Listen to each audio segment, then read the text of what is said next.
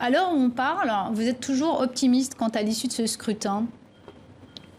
Alors oui, nous sommes bien sûr toujours optimistes parce que la course n'est pas terminée pour le moment. Bon, Biden, évidemment, on aurait préféré avoir une victoire en Floride, mais il faut savoir que cet État était quand même la dernière fois, on l'a perdu. Le Georgia, on n'attendait pas à gagner non plus parce que c'est un État qui vote républicain depuis 1996.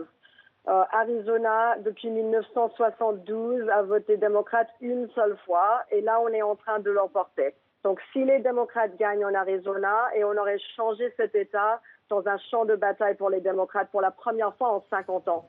C'est une énorme victoire. Après, évidemment, Ohio, là, on n'a pas pu l'emporter, mais il reste encore Pennsylvanie, Michigan et Wisconsin. Et je pense que la grande question dont on n'a pas encore parlé, ce sont les contestations judiciaires qui vont être posées par les républicains.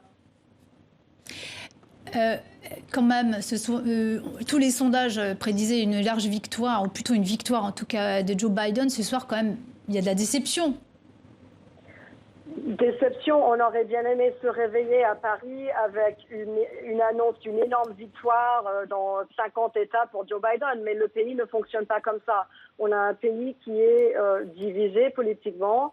On est quasiment à 50-50 républicains-démocrates. Trump, républicain, beaucoup moins que 50, plutôt vers 35-38.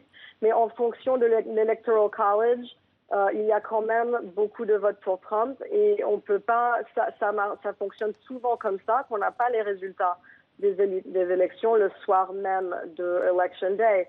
Alors Trump a annoncé qu'il voulait absolument que tous les votes soient comptés le soir de l'élection, qu'il n'accepterait pas les résultats. Et on voit déjà qu'il est en train de raconter ses mensonges encore comme toujours.